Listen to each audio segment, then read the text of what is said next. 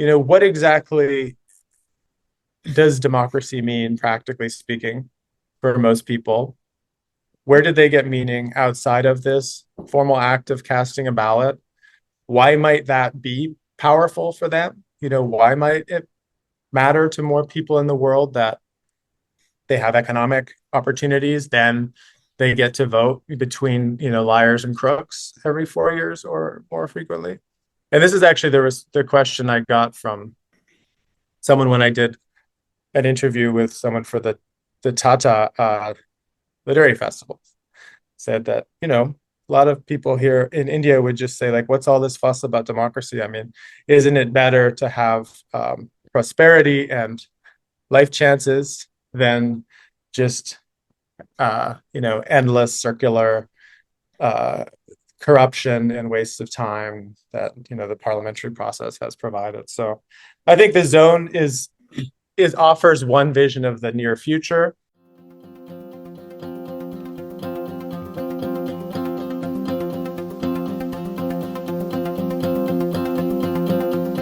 Hello and welcome to another episode of India and Global Left. If you are new to our show, hit that subscribe button. If you're already a subscriber, like our show and do what's it. Also consider being a member. Without further ado, let me welcome our guest, Professor Quinn Slobodian. Professor Slobodian is Professor of International History at Boston University. His latest book is Crack Up Capitalism, Market Radicals, and the Dream of a World Without Democracy. Professor Slobodian, welcome to India and Global Left. Happy to be here. We have been discussing capitalism in our shows from a wide range of directions, and we found your recent work on zones very interesting. So if we could begin by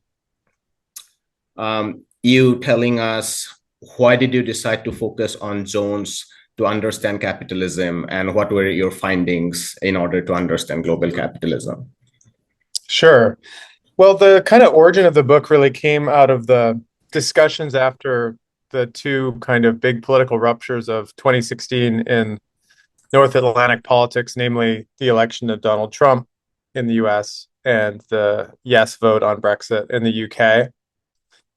And those, for people having these conversations in the UK and the United States were very big deals because they seemed to suggest a kind of U-turn from what had been the kind of onward march of globalization since the early 1990s. It looked like we had suddenly two people who were talking about ripping up trade agreements and withdrawing from multilateral economic arrangements and seemingly doing things that we associated with an earlier era. And as people would often say, it seemed like we were, quote unquote, going back to the 1930s.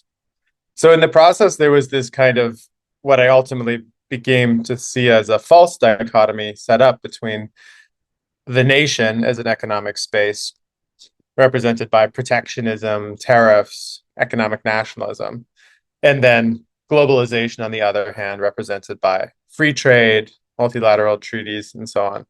And a lot of the narration seemed to work that way. People said, oh, they're going away from globalization. Therefore, this must be a sort of a retrenchment back into the nation.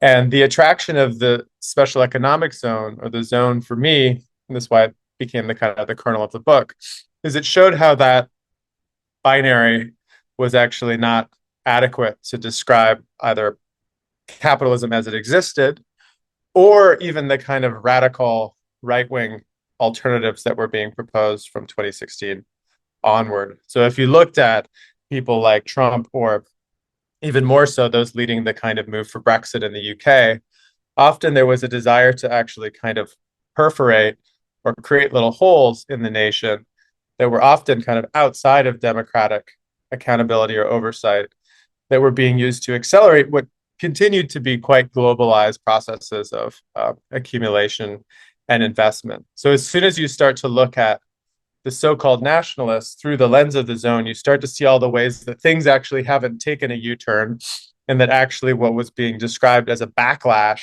against global capitalism was often a kind of acceleration of many of the dynamics that were already, in train for the last several decades. And for me, as someone who works especially on global history, it was especially attractive because the zone is kind of a wonderful category that allows you to tell a story that truly extends all over the Earth's surface, right? From kind of Siberia to deep sea spaces to coastal zones to the most rural parts of China or Vietnam. So it offered me a chance to kind of intervene and hopefully sort of rewrite some of the narration of what was happening politically. And then also just to give a kind of primer for people who may not have heard about the history of special economic zones in a more broad audience about what these things are, how they contributed to the rise of a place like China, how they might be worth keeping an eye on as the kind of part of the machinery of everyday processes of today's global capitalism. If you could tell us a little bit about what these different types of zones are and necessarily what binds them, what's the unity among them, because there are special economic zones to export processing zones to free trade zones, tax havens. I mean, you have discussed a lot in your book. So Yeah, tell our viewers some of them, but also tell us what's common among them. sure. Yeah, I mean the sort of most simple definition of what a special economic zone is it's a jurisdiction or a kind of a patch of territory that has a different set of laws than the territory outside of it. And those laws have been designed in such a way to kind of encourage investment, to usually lighten regulation, lighten taxation, and to make it more likely that sort of a mobile investor will put their money there to either, store for interest, to build a factory, to do medical experimentation, to store data, any number of economic activities. But the zone is the kind of a territorial designation for a kind of a heterogeneous space inside of what we often falsely think of as the kind of the smooth legal landscape of the nation. So the story that I tell in the book is really starts in the late 1970s and comes up to the present. And that is an important period of time because it's when the special economic zone went from being a relatively rare phenomenon. Places like Puerto Rico, Taiwan, India experimented with special economic zones in different ways as far back as the 1940s. Foreign trade zones existed in the United States since the 1930s.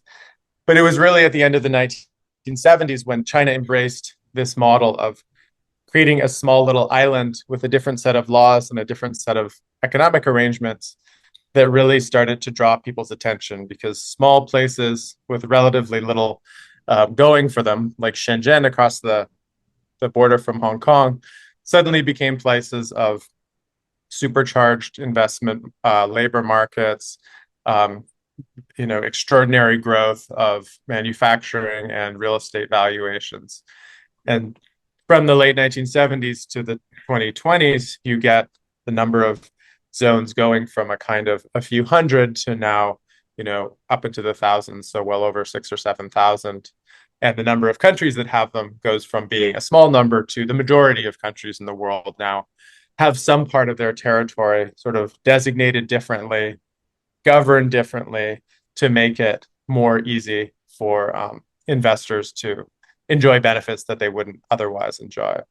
So there's a kind of, as a historian, it was attractive for me, especially because it kind of tells a story about global capitalism since the 1970s that actually puts East Asia in the forefront rather than it just being a story of neoliberalism that goes, Thatcher and Reagan come along, formerly industrial economies become more service economies, outsourcing takes place, and the sort of global south is just the kind of passive recipient of offshoring.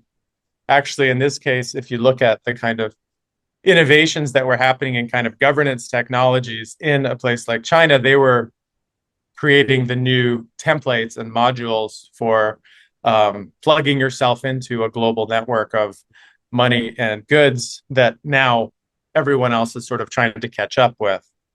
So in my global history classes, I often had this problem where you would tell a kind of history of high imperialism, late 19th century, and then the sort of torch is passed to the United States after the Second World War is the global hegemon. There's a story about decolonization, and then kind of globalization reigns after the 1990s with America once again as the sole kind of um, a political superpower. And often there's a kind of difficulty of plugging in the rise of China in particular, and then India into the 2000s too. And one of the many things that made the zone a kind of an attractive twist on this narrative for me is it allowed me to kind of relocate a lot of the geography of those storylines away from the imperial core, so to speak. We'll come back to East Asia in particular, but if I could ask you a question about the geography of these zones. You Yeah. present a map at the beginning, and it's quite an Yeah. intimidating map because one realizes how perforated our world actually is by these zones where democratic indices would be very, very low. The striking thing is it's relatively, the zones are much fewer in North America in particular, but also Australia, parts of Europe. And it's much higher in Asia. You don't discuss this point, but I was wondering if it has to do more with labor market conditions. And I'm thinking like a loose labor market conditions that essentially turns the labor capital relation in favor of capital because it can always find substitutes, unless we are Mhm. talking about very, very high skilled labor that may not necessarily be in abundance in any case. Or does it have to do with authoritarian governments as such? If you could comment on that. Mhm. Sure. Yeah. I mean, your impression is definitely correct. And one of the reasons I like to lead with that map in the book, which I really recommend people who are interested go check out, it's called the Open Zone Map, and it's created by something called the Adrianople Group, which was basically these sort of true believer young libertarians who are now sort of consultants for zones. So they try to encourage people to set up charter cities, free zones, from Zambia and South Africa all the way to Honduras and the South Pacific.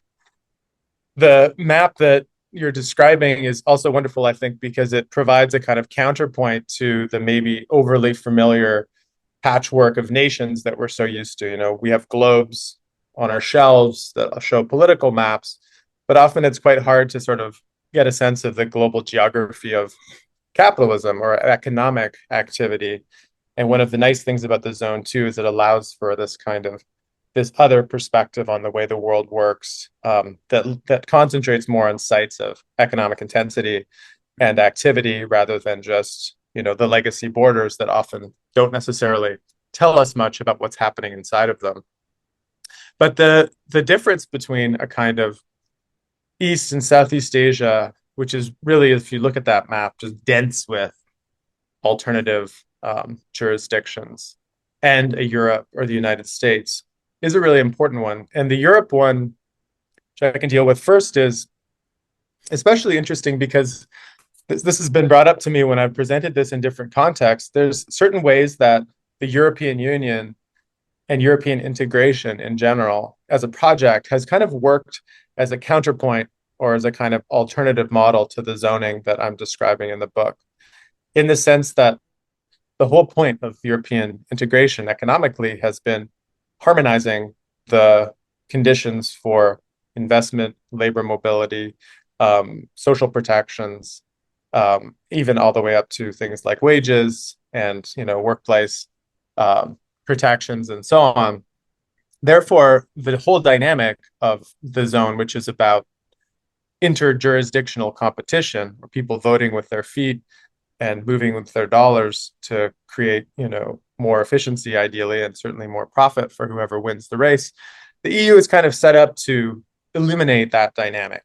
It's supposed to kind of even the playing field rather than to create a race to the bottom where different state actors can say, we're going to subsidize this, we'll give you these tax holidays, we'll give you these benefits if you bring your investment or your factory over this border.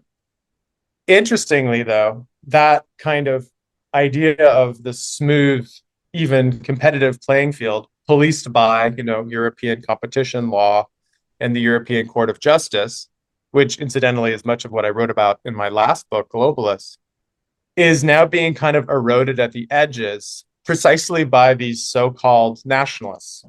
So in the last decade, the last 15 years, you have had more and more special economic zones appearing in Europe. And where are they appearing? They're appearing in Poland under the Peace and Justice Party.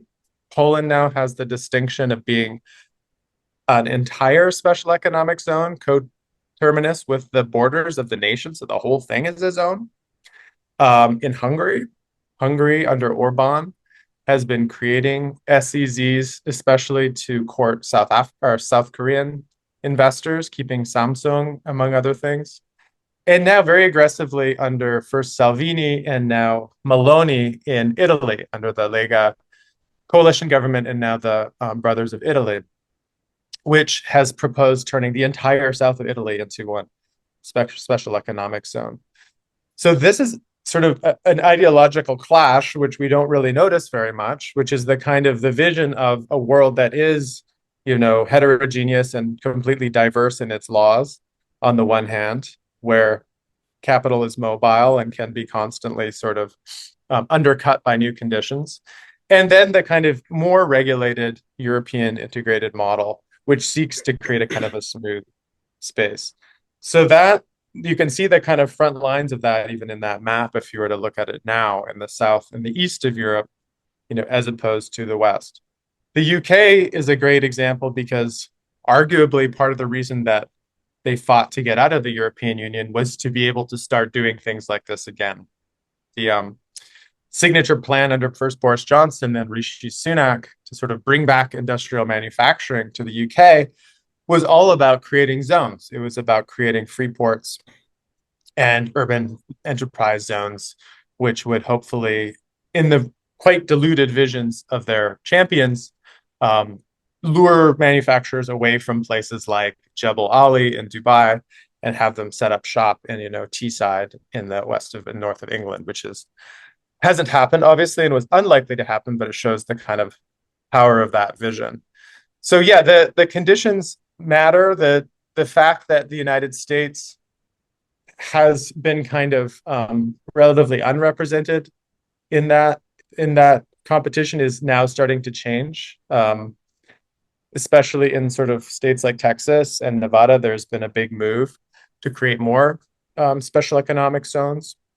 The Texas governor recently posted on X proudly that they were the sort of special economic zone capital of the United States. So another example where sort of socially conservative politics and often aggressive xenophobic nationalism can go hand in hand quite easily with an enthusiasm for sort of opening up parts of your territory to interference effectively and activity from elsewhere.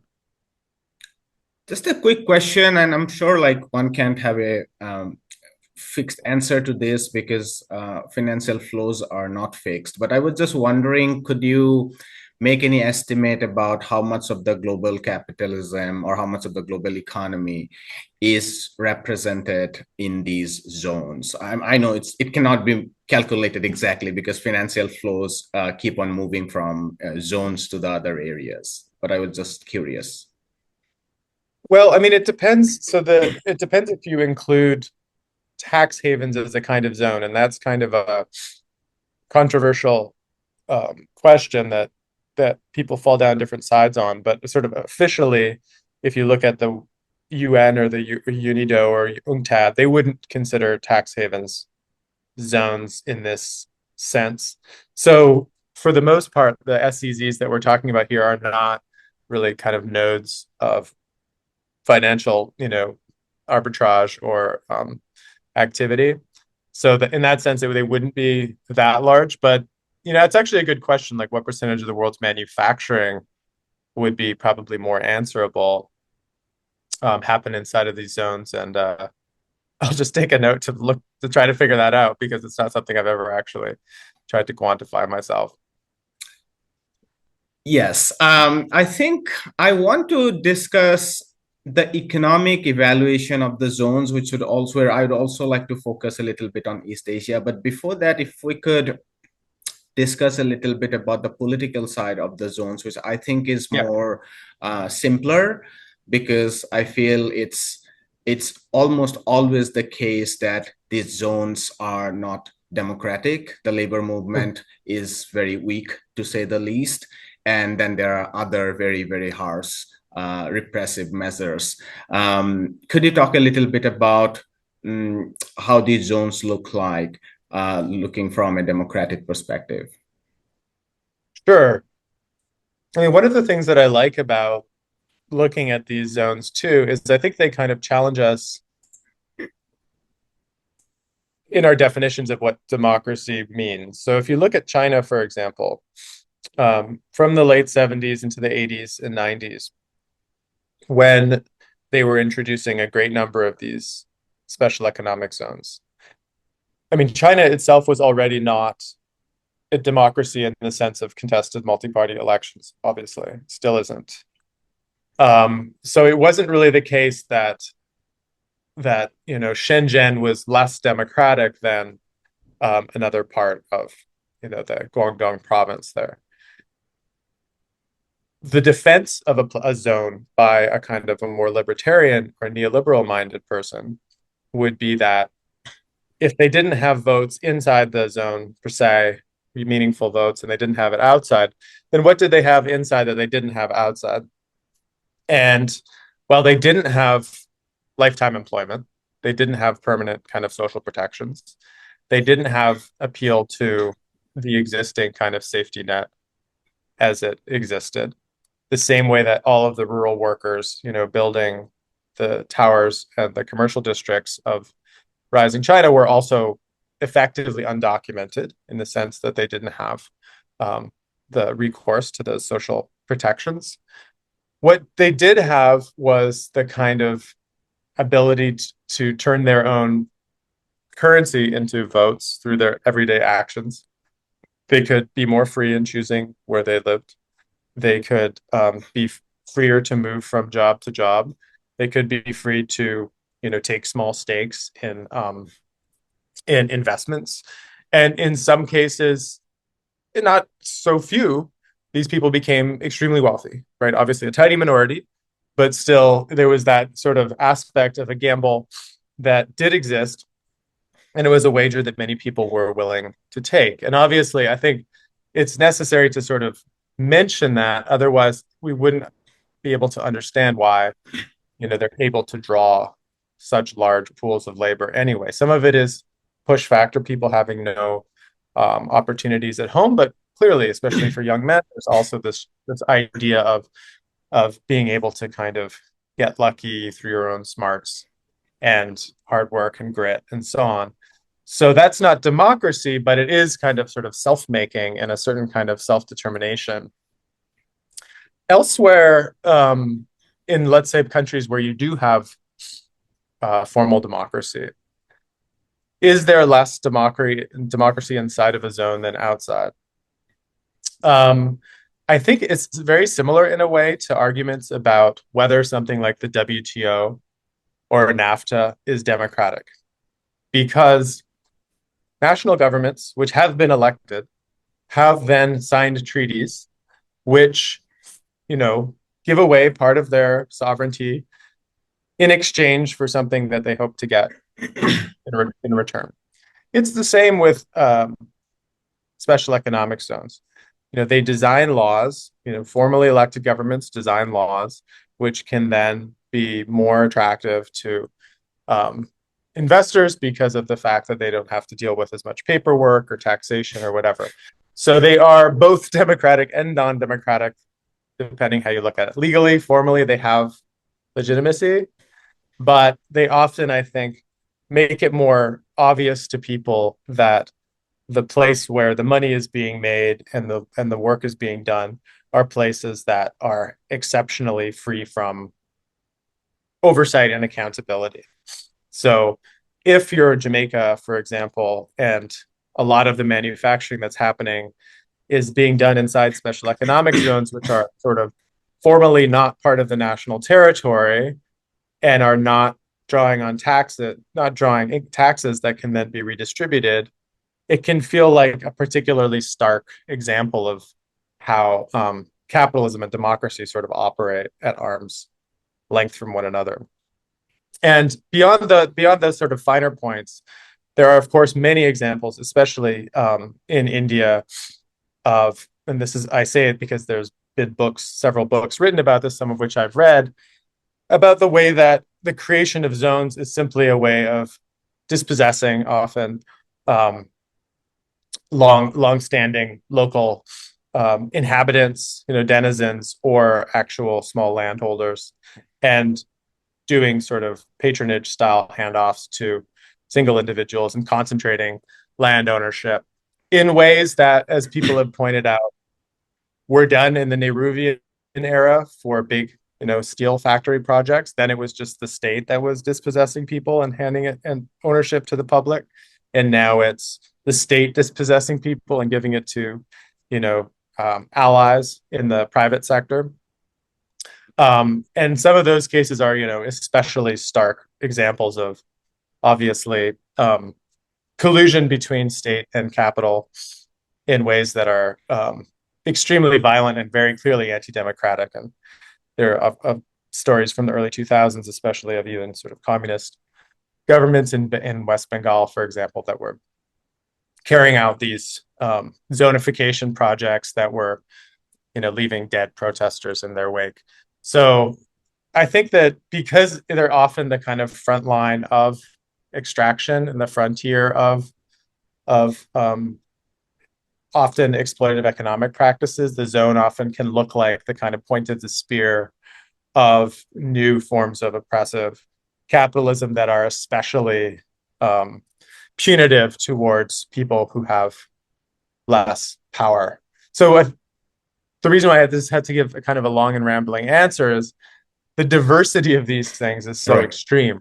I mean, it goes from like call centers in Mindanao to a factory on the edge of town here in Boston that just has a bunch of auto parts in it, to the expulsion of peoples from land that they've lived on for thousands of years.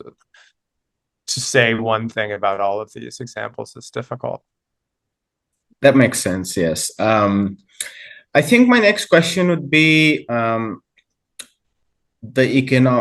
I'm curious how you would evaluate the economic implication and performance of these zones. And I think I'm curious because your book moves, obviously you start with Hong Kong, Singapore, but it also finally moves towards China. And I think, and this is perhaps my like friendly criticism of the book, one of the historic fact about China in particular is that since the reform and opening, yes, there has been a decline in terms of, let's say, permanent jobs, lifetime jobs that used to be there during the work unit systems. Even the labor movement got weakened and so on and so forth. But that has been in parallel with millions and millions of people actually coming out, not just coming out of poverty line, but really expanding their consumption basket, making huge social upward mobility. And like anyone who walks China today would be amazed, particularly those of us from the global south, that how remarkably they have turned around since the 1980s. And so I am a little bit unsatisfied with some of the literature, especially coming out of the West. One body of scholarship is Thomas Piketty and others whose work I really like, but they kind of evaluate post-reform China only from the perspective of inequality, which is definitely growing. And then you get to a position where, oh, it's all bad because inequality is rising. But yes, the Gini coefficient has risen, but then there is a lot more that people has also. But the floor has. Yes. Yeah. So I'm just curious how you would evaluate China. And also my final point would be, you recognize that partly in when you discuss Singapore, for instance, you says it has two sides. It's not there is a developmentalist side. There is also a authoritarian controlling side of Singapore. So Yeah, yeah, what would be your response to this? sure. No, absolutely. I mean, it's often said that, the liberalization and opening, reform and opening up project in China has been also the most effective poverty reduction program in world history. It has done what scores, if not thousands, of development programs failed to do, which is to lift enormous numbers of people out of poverty and make the kind of day-to-day problems of sustenance and survival no longer pressing, opening up life possibilities, opportunities, and so on. And I agree with you that to kind of make your criticism of China that it's become more unequal when that doesn't account for how many people have simply risen in gross terms is a bit unsatisfying. So, in fact, I think that I would say two things. First, I think like the message of my book, even if it doesn't come across explicitly that way, but certainly the message of like the zone fever sort of community and the imaginary that still continues to circulate and kind of proliferate is to point at China and say, look what happened in China. Don't you want to do that? And I think that that's not based on an illusion. I think it's based in part on this extraordinarily effective multi-decade process that happened in China, which was, it's important to say, not just a process of zonification, full stop. That it wasn't just Right. a process as it's sometimes described by libertarians as, Beijing basically ceding control to island after island of free enterprise, which then self-organized in such a way to kind of give China prosperity. Not at all, right? I am not a China specialist, but I try to read them as much as I can. And someone like Isabella Weber or Meg Rithmeyer or Yuan Ang or Ho Feng Hung would all say the same thing, which is no, not at all. The interesting thing about China is not that they went from statism to market, quite the opposite. It's been like a hybrid process of public direction from arm's length, sometimes creating very large sort of state holding companies within which private actors compete with other state-owned enterprises.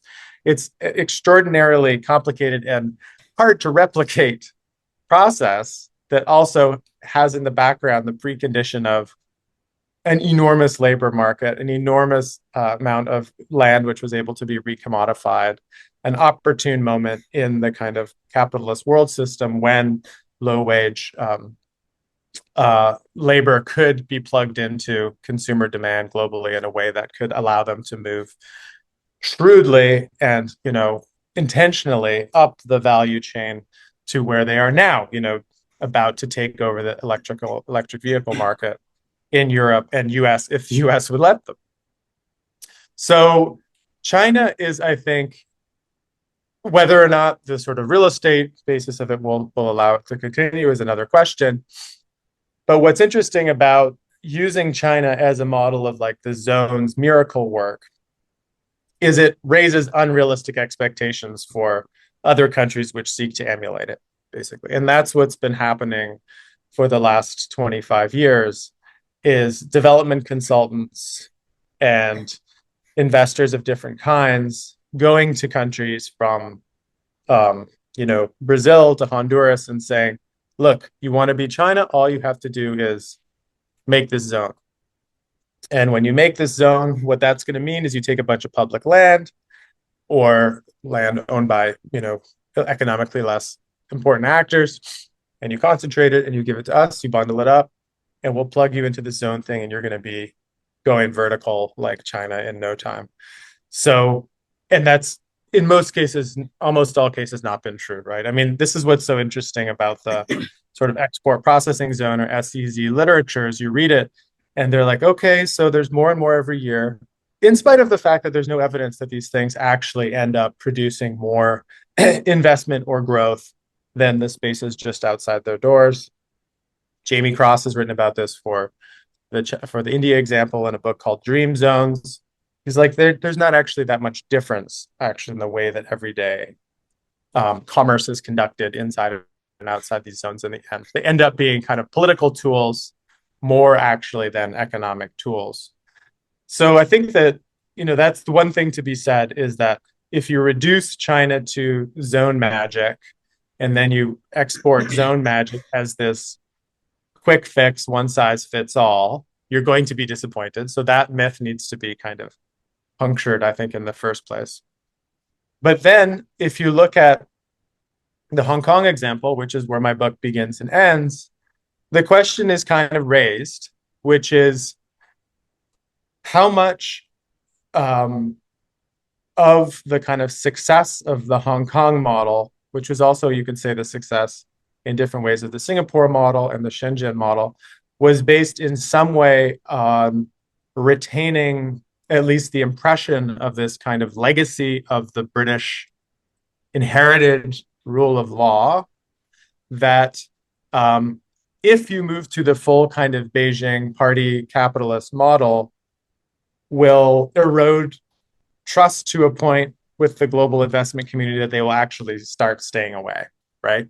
So like, the special sauce of Hong Kong and Singapore, I think, is that English-speaking elite, recognizable legacy of the imperial era, that led people to say, that's fine, I'll put my, millions of dollars of investment into this factory here or into bank accounts or financial instruments here, put all the crypto in, Singaporean exchanges, or set up a family office in Singapore because we can trust this place. Can you kind of snuff out that path dependent legacy altogether and still make the sort of circuit board of global capitalism send its signals correctly? I'm not sure, actually. I don't think the feeling in Hong Kong now is no, you can't. That, it's this tipping point has been reached where it becomes inhospitable for expats who want to have all of effectively the privileges of colonial, officers living abroad, while also taking advantage of non-democratic management of an economy right next door. And if you exterminate that to a point and you start making them do sort of patriotism lessons in the schools, then you might have lost that synthesis of kind of colonial style non-democratic capitalism, new style technocratic non-democratic capitalism that was making the global economy go nuts in the 90s and into the 2000s in a good way. So I think once again, the subtitle of my book is like Market Radicals and the Dream of a World Without Democracy, and that is intended to be a negative description by me as the author, but I think read correctly, it's also supposed to be a bit of a provocation, which is like, what exactly does democracy mean, practically speaking, for most people? Where did they get meaning outside of this formal act of casting a ballot? Why might that be powerful for them? Why might it matter to more people in the world that they have economic opportunities, then they get to vote between liars and crooks every 4 years or more frequently? And this is actually the question I got from someone when I did an interview with someone for the Tata Literary Festival. Said that a lot of people here in India would just say, like, what's all this fuss about democracy? I mean, isn't it better to have prosperity and life chances than just endless circular corruption and waste of time that the parliamentary process has provided? So I think the zone offers one vision of the near future, which is also a vision of the present, where the romance of democracy has been lost to a point that people just seek better alternatives for technocratic management, and cease to sort of dream in this idea of like the people in arms or the people in action. And that's, I think, why it's an interesting challenge to our normal categories of sort of political theory and imagination too. I guess when I read the book, I also felt like your own position is kind of a uh, liberal socialist position where the idea that um, the idea of not having a strong labor movement, for instance, and I was not thinking about formal democracy in the sense of voting, but I was thinking about people who are absolutely concerned about, let's say, the power of labor movement, which is often weaker in special economic zones. And they would say that it doesn't really matter, even if you get higher wages sometimes because of market conditions. If you don't have a strong labor movement, you are essentially, it's inadequate anyway, because human beings are, our social existence should not be just as a consumer. But yet there are Mhm. many on the other side who would say that, well, okay, that's a good ideal situation. But if we are actually getting better wages, better benefits, and so on, eventually we are better off than even having a strong labor movement. And I felt like, and these are positions like someone like Amartya Sen or Professor Chomsky would say that, oh, this Singaporean model or Taiwanese or Korean, it doesn't really matter, even if they have pulled out millions of people out of poverty. We cannot endorse them fully because they do not give you certain basic rights which are categorical in nature. Mhm. And I felt like you were situated there. But the thing is, because you write as a historian, your own Mhm. voice comes up only indirectly in the book. You use a lot Mhm. of quotations. And what I now hear from you is a little more surprising, because you are saying that earlier you said like, oh, we have to be more nuanced about uh, the democratic indices inside these zones versus right outside those zones. Maybe they are comparable. We don't know. Maybe they are not as bad. Yeah, so that was like one of my surprising elements during the interview. Yeah, I mean, I think that, you know, that is the fun thing about writing a book, I think, actually, is to sort of you create an argument with yourself, Mm-hmm. right? I mean, you establish one point of debate, and then you can now look at it as been externalized from you and be like, what parts of me do I actually agree with now? Now that I've actually put this thing, outside of my brain and outside of my body. But I think that, the stronger argument, just practically speaking, against the Singapore model and the Dubai model is that it's just a completely bifurcated um, pool of beneficiaries, right? I mean, Singapore works, Dubai works. Why? Because most of the manual labor is being done by people with absolutely no rights whatsoever. Right? There's this over half of the population is not doesn't have citizenship rights. They're on a complete uh, flexible, nice way of putting it, model of sort of fire and deport when unneeded. And so that's not replicable, right? I mean, you can't you can't have a just world where only 25% of the resident population gets all the benefits. To a great What extent, the hukou system in China, although they happened? do get rights of education, health, etc., in their native place. But a lot of these people want to escape those native places because, let's say, education there is not as good as in the cities, Yeah, or there isn't a job there. right, exactly. And that's what actually I presented this when the book first came out in London, and Yuan Yang, the Financial Times journalist and now Labor representative, Mm-hmm. or MP, remarked that she agreed with what I was saying about the formal creation of special economic zones as being an important part of the model. But she said, yeah, the hukou labor system is actually the way that zoning effectively had that effect of, two-tier labor markets that create, you know, different sets of legal arrangements for the population, even within the single national unit of the PRC itself. So I think that the real argument against the zone isn't necessarily that democracy flourishes and is wonderful outside of it. Isn't it sad that we have these places where there's no democracy? I mean, that would be naive and foolish.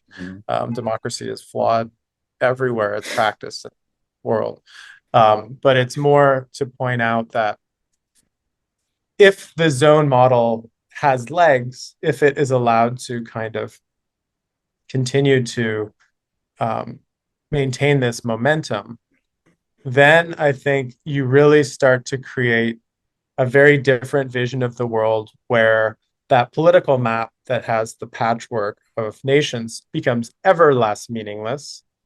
And if you create the situation where sites of not just labor, but also residence and withdrawal, because I write a lot about gated communities in the book too, are the only places that can enjoy, stability, security, prosperity, because they sort of suck in labor and spit it out when they don't need it in the Emirates model, then you're creating very volatile conditions, not just for social justice, just going to be long gone by then, but just the stability of that as an alternative way of organizing the world after the nation, so to speak. So I think that that's the stronger version that the book gets to, is like the sort of Silicon Valley right wing tech vision of a zonified world where the idea of the French Revolution and popular sovereignty and the Declaration of the Rights of Man and the Citizen are just ancient history.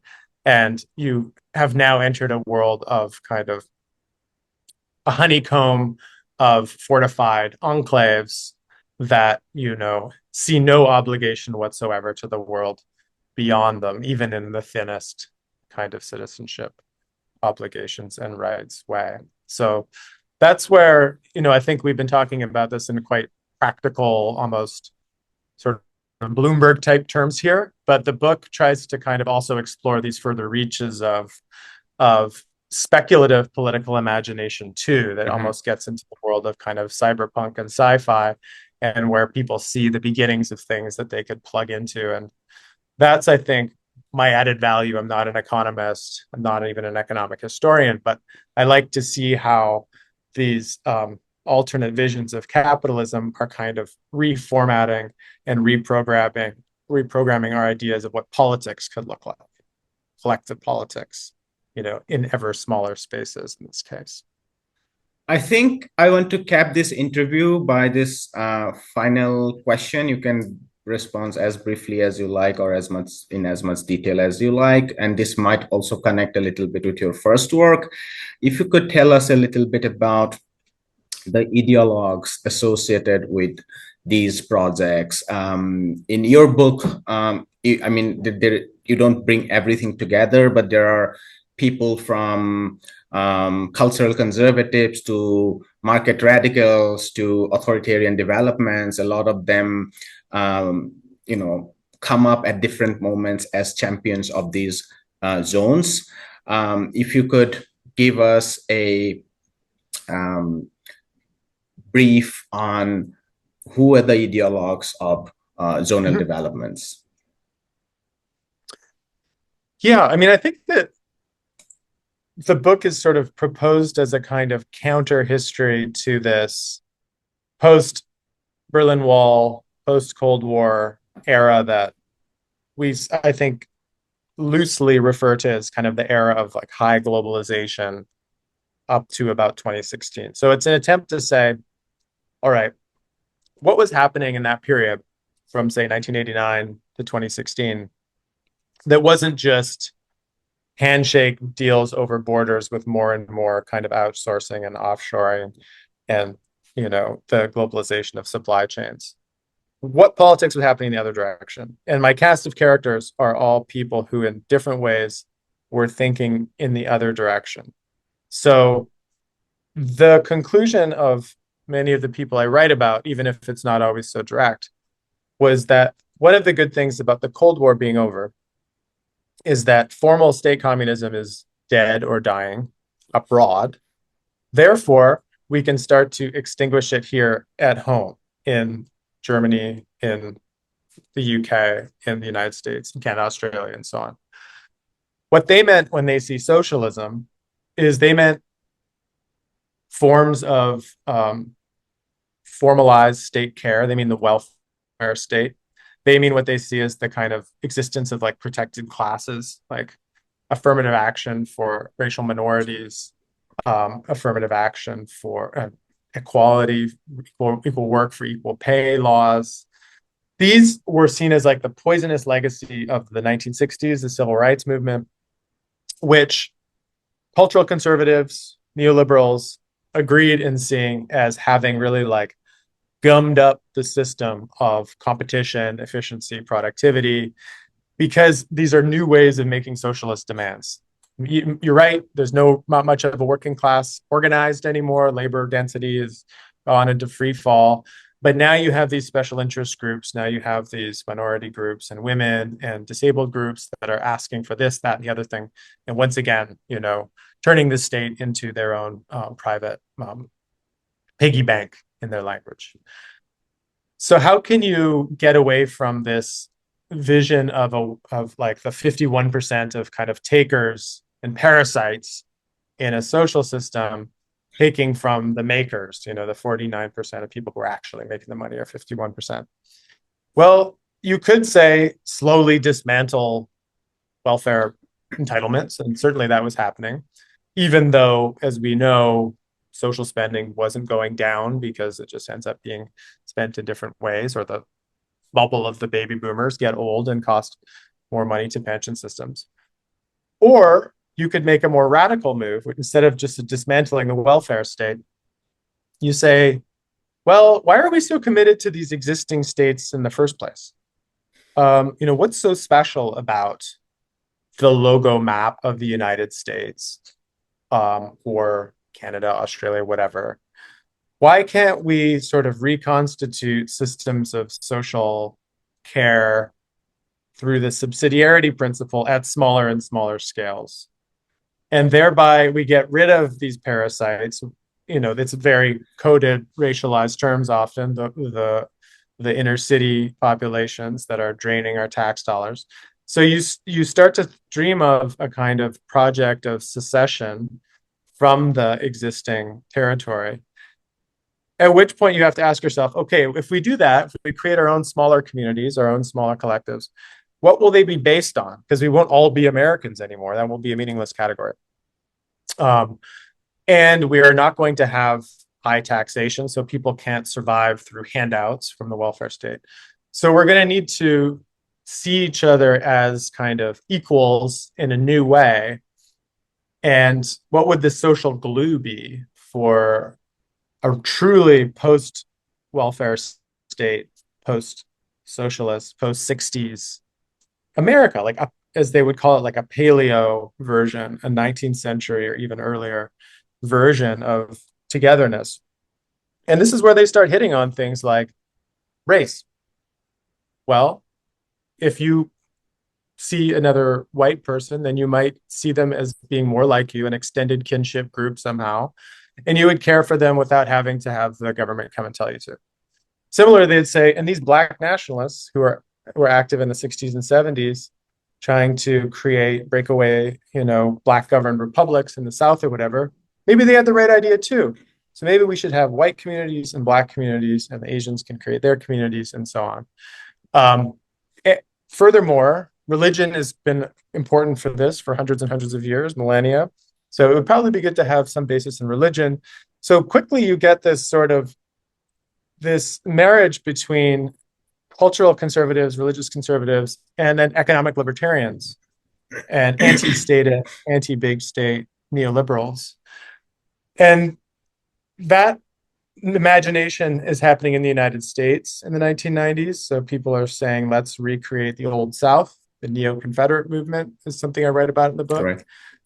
But then other people are like going global, so to speak, to find this too. So I have a whole chapter about, the Dutch libertarian in Somalia saying, hey, this Somali clan customary law system is actually pretty attractive. There's no formal government. There's just judges. Everything is done through restitution and reparation rather than, putting people in prison. There's no police per se. Everyone self-governs. So they go global, they go back into the past, and they get romantic about like Anglo-Saxon barbarians having their own kind of vigilante groups in like the forests of Britain in the year 1100, right? I mean, that's some crazy stuff that I did not expect was like reading a whole book from the 1990s about the privatization of the police force and prisons, and like half of it is a description of medieval England. And it's self-consciously like, this is the template. Go back before centralization, before the Normans came over with their Roman idea of like homogenizing law, centralizing taxation, and so on. So that's the dynamic that unites the cast of characters I'm interested in, is like people who were anti-big state libertarians, who were also self-conscious about the fact that libertarians are often bad at having um, forms of emotional connectivity that will bond people together in a community besides being like in the same like Reddit group. So how do you actually have a functioning social reproductive system? Well, you need something like race, religion, um, earlier forms of culture, and that's the kind of ideology that I reconstruct through the book, which is to be honest what makes it kind of a weird and arguably even slightly incoherent book, because it's like trying to be both this sort of primer on special economic zones, which you could see that on like Business Insider or something, Right. and then also trying to be like this kind of spooky history of political thought about this relatively small ideological subculture. And the two don't necessarily go together, right? It's Mm-hmm. not the case that all of the it's like neo-Confederate anarcho-capitalists are the ones who are out, setting up a new electronics factory in Malaysia. Very, very occasionally they do intersect. Mm-hmm. I home in on the moments when they did. Right. But I think more than anything, it was just to kind of, try to throw a curveball into people's preconceptions of how the world works politically and economically, and then allow them to, do what they will with those insights, hopefully. We'll leave it there, Professor Slobodian. This was an absolute privilege to have you on, and thank you very much for your time. Thank you for having me. Appreciate it. Hi, my name is Ayushman. I, along with Jyotisman, have started this platform. In the last 2 years, we have tried to build content for the left and progressive forces. We have interviewed economists, historians, political commentators, and activists so far. If you have liked our content so far and want us to build an archive for the left, I have two requests for you. Please do consider donating for the cause. Link is in the description below. Also, if you are not able to do so, don't feel sad. You can always like our videos and share our videos to your comrades. Finally, don't forget to hit the subscribe button.